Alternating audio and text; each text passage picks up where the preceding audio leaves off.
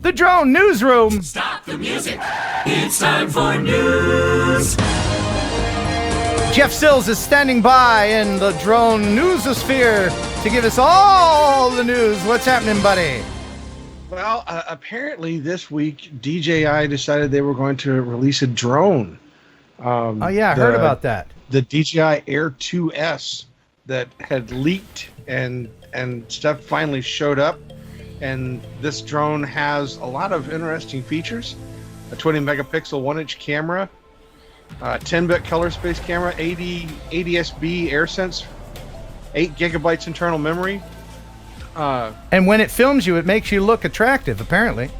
Yes, apparently. It's also using OcuSync 3.0. It's got that attractive filter on the lens there. No matter what you look like, you will look like attractive hikers to the drone. and I can't wait.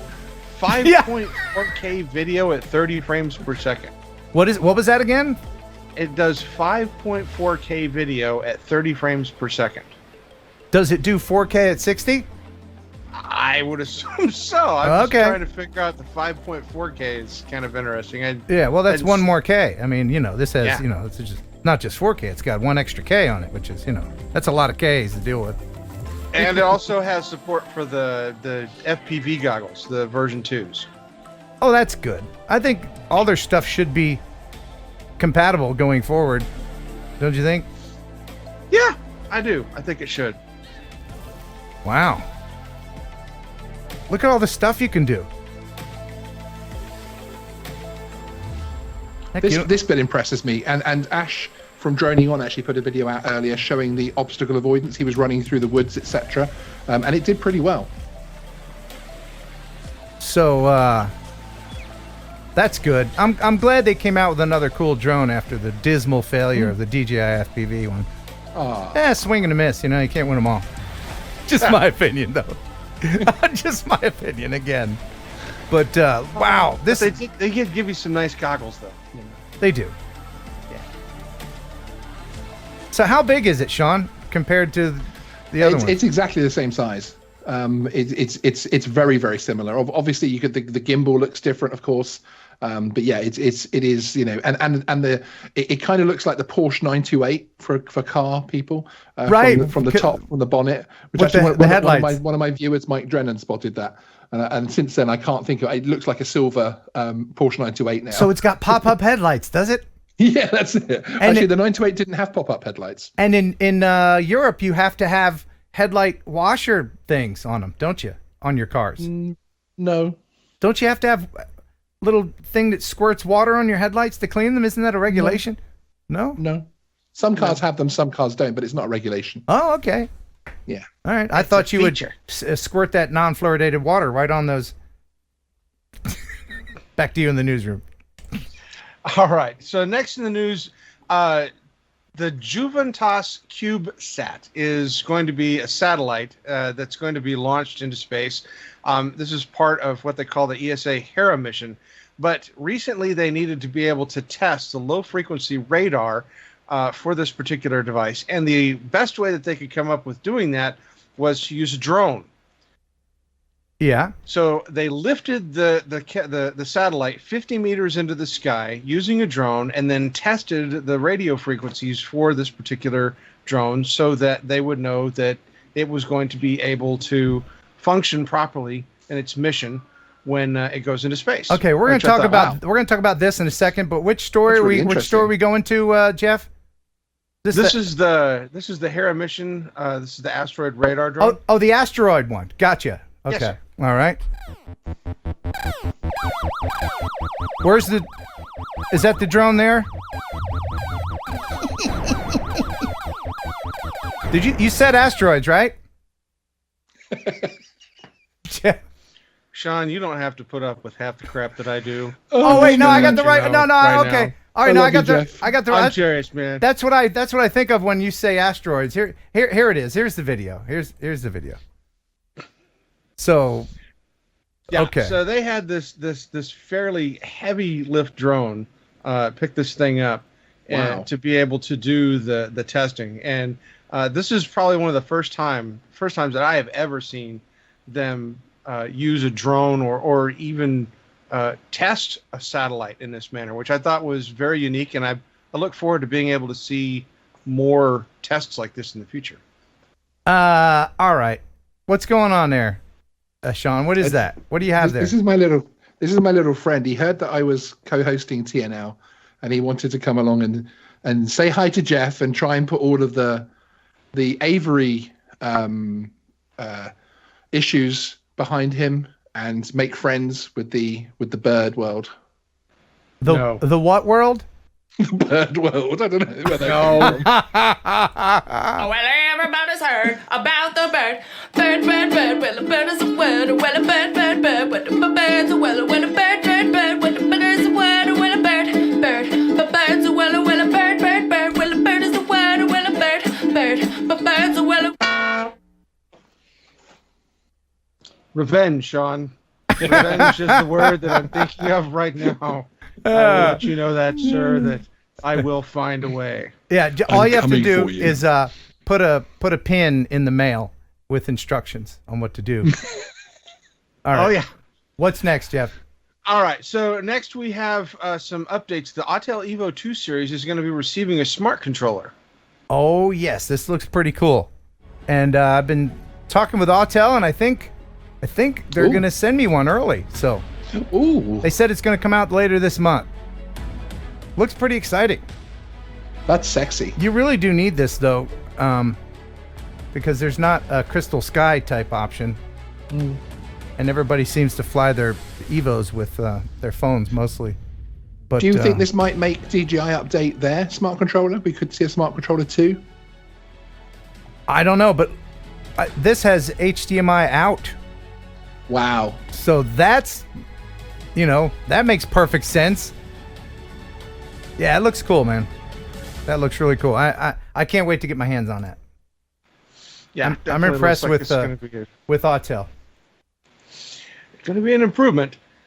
Okay, so Ken, you like fast cars. You're constantly calling me whenever you're on your road trips, explaining to me exactly what top speed you have achieved in your car. No. I felt that it was only appropriate that I would provide to you this evening in the news the thermal footage of cars doing burnouts. Okay, just to let everybody know, I always do the speed limit. This is done with a drone. In which country? America. So on the left is regular video, on the right is the thermal. You can see right through the smoke. That's really cool.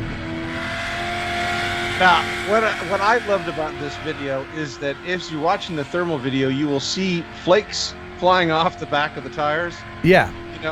And the little rooster tail that it leaves that nobody actually ever sees unless you've got one of these cameras. It's really, really amazing. Right. This guy's a member of the Tire of the Month Club, clearly.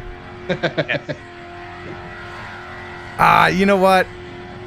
I just love the smell of gas and oil and smoke and reefer in the crowd. I love all that. Yeah, that is an amazing video. Definitely one worth checking out. I said reefer. Yes, Nobody says reefer. I'm trying to step past that. We don't want the YouTube just coming after us. No. All right, so what would happen if you did something rather ridiculous and crazy, but decided that while you did that ridiculous and crazy thing, you brought along an FPV drone? Oh, well, fun would ensue. So maybe an excavator swing mixed with a this is FPV? so cool, man. Now, I wouldn't. I would do that. I would sit there and do that and go around gently. But this guy gets him spinning so fast. I don't know. I just don't trust those straps. Looks fun, though. Sean, would you do that? I've actually done this. What?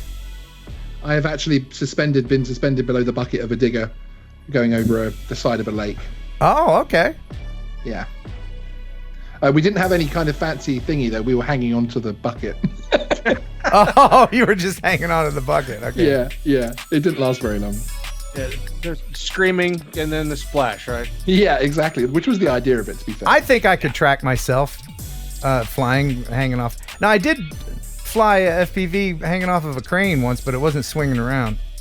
Didn't you hit yourself in the nuts? I did hit myself in the nuts. Well, I have to give credit to the pilot on this. He had some very challenging shots. Very cool. Yeah, what a great idea. Yeah. And then, hey, let's put a pretty girl on there. Okay. Million views. See, now look at this. See, like, no, that's a no for me. No. Oh. Wow, that's cool, though. Sean. Sign me up. That was crazy. Yeah. What, you guys in the chat, would you do that? Would you do that? Eric says, okay, I'd ride that. Here's where we can see the divide between people, young people and older people. Old people are like, looks fun, but my hip. Young people are like, whatever, I'm 20. Evil Eye Gaming D was kind enough to let me know. Rest in peace, Jeff. So, all right. So next in the news, DRL is taking one step forward. Their new drone racing league simulator now is available on the PlayStation. Yes, this looks really cool. And next week, right here on TNL, DRL pilot Amari will be our guest.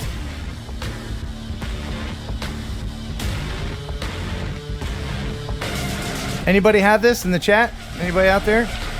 Had the DRL sim? Looks like you could do a lot of stuff. I wonder how the physics are compared to other sims. Yeah, you always wonder that. Yeah. But man, that looks really, really cool. It looks very cool. Yeah. They're doing very well with their marketing, aren't they? Yes, they are. Oh, yes. So NASA is really ramping up things for the Ingenuity drone, and recently they were kind enough to share this beautiful selfie shot taken by the Perseverance rover, showing the drone and... Yes? He's shaking his head. What happened? But anyway, so Jeff, you cut out. Jeff, you cut out Shows- for a second. You cut out for a second. We have thunderstorms here. Sorry about that. Oh, okay. But yeah, the Perseverance rover took this selfie with the Ingenuity drone there in the background. Definitely looking forward to this first flight. Cannot wait to see that thing fly. Oh, yeah. Oh, yes. It's very exciting. Gonna be fun. Okay, so in the UAE, they had, I guess, what do they call these things? It's like a. I'm gonna leave you hanging. I know what it is as well. It's like a show for weapons and stuff like that.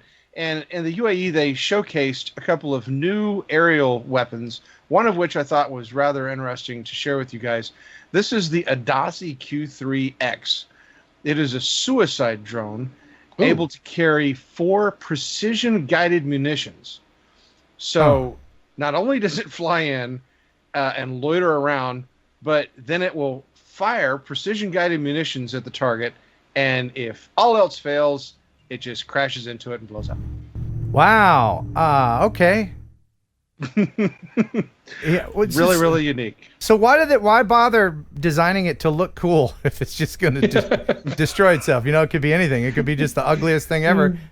Glue a bomb on it, right? It doesn't have to be cool looking. Yeah, well, you know.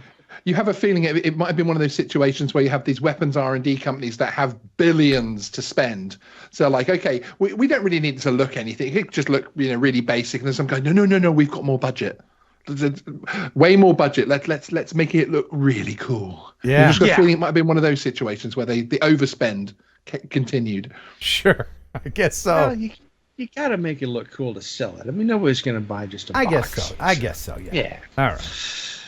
All right. So in the frame of people coming up with great FPV videos, the Red Star FC League decided that they wanted to show off their soccer field, or football field, excuse me, in France, with this amazing footage. Wow. There's more and more of this stuff happening as companies and organizations realize the benefit of letting a professional FPV pilot fly around your place and letting it go viral, you know? I love this scene. Very cool. I'm almost... and just when you think that everything is just going to be kind of boring flying around the place, then the pilot decides that he's going to show you that he actually knows what he's doing. Yeah, you know, I watch these things and I think, yeah, I can do that. I can do that. I can do that. Ooh. And then I'm like, well, maybe, you know. Crikey. Yeah, I wonder how many times he had to do this. How much super glue he needed. All right, we'll go again. Give me the glue. That's really cool, though. Right into the net. Great stuff. Definitely a great thing. So I loved that video. I wanted to share that one. Okay, so the UNESCO World Heritage group is working all the time at being able to find places that are worth saving. And one of the things that they've come up with is the Hopewell Ceremonial Earthworks. This is earthworks that were part of Indian burial grounds. But what's interesting is the land that it's on has changed hands over the years. And everybody that's on the land has done their best to preserve it. One of the unique things about where it is right now is that they've preserved it using a golf course.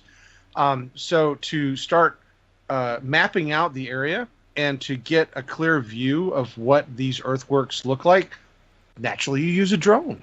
You do. This is the Octagon Earthworks, one of the grandest remnants of the once monumental Newark earthworks that originally spanned more than 4.5 square miles and included 7 million cubic feet of earth. The Octagon Earthworks were preserved by the citizens of Licking County, who raised their taxes to purchase the property so that it could be used as the state encampment grounds for the National Guard.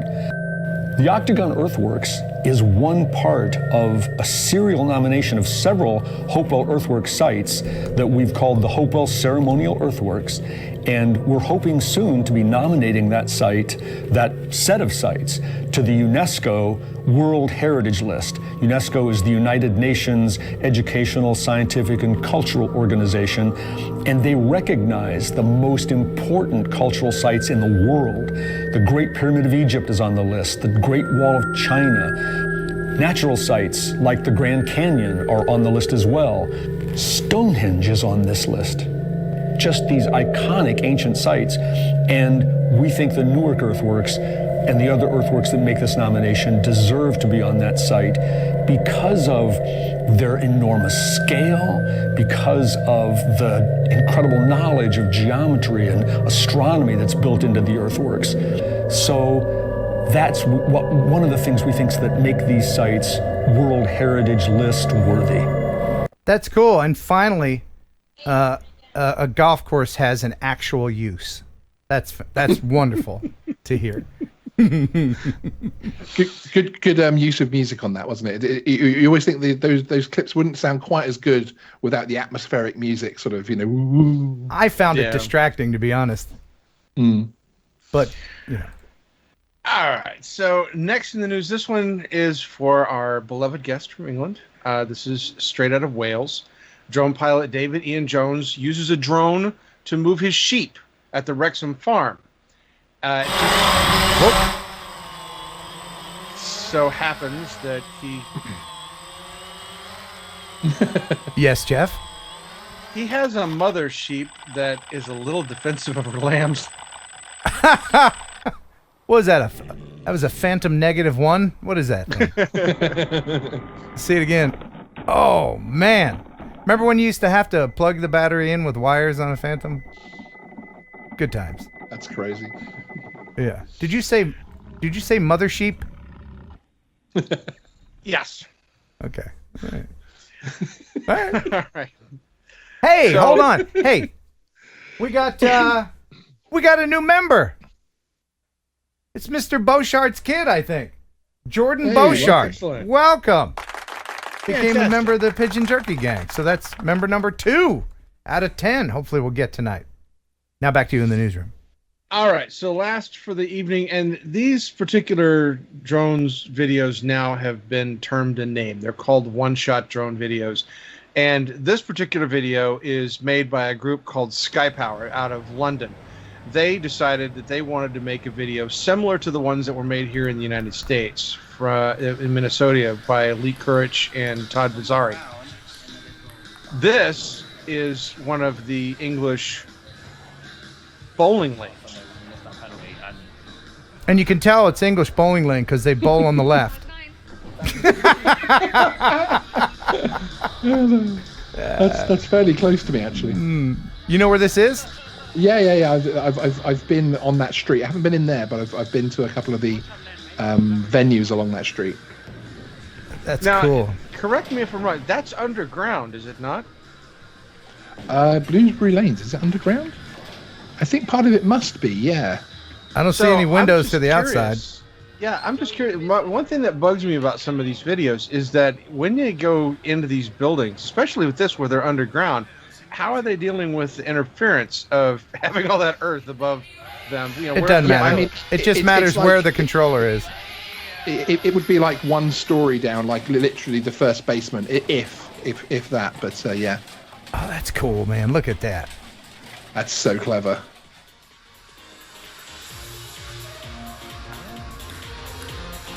Sound design is so important in these things. Absolutely. So someone watched the original bowling alley one and said, "Hold my beer." Yes, definitely. I don't know if this is better. I think this is just different. Yeah, because there's obviously the original concept was cool, wasn't it? Right. I'm looking forward to a lot more of these. I cannot wait to see what people come up with these one-shot videos. I really, really want to see more of these. I love what they do with it. Yeah, I wonder how many takes it took to do this. Yeah. There you go. Very cool. That is fantastic. Great. Well, there you go. And that's the news. And that's the news. And everything's good. We didn't crash. Nothing happened. You know what? I don't think anything at this point could happen. I've done everything. There's no way it could crash. No, absolutely. I dare it to crash. No. Wait for it. Yeah, right. What could happen? Nothing. I dare it to. What could possibly happen? Yeah. Please get me off camera before you continue this conversation. All right, Jeff. Thank you so much for being here. We appreciate it. Okay. Thanks for stopping by. Now get out.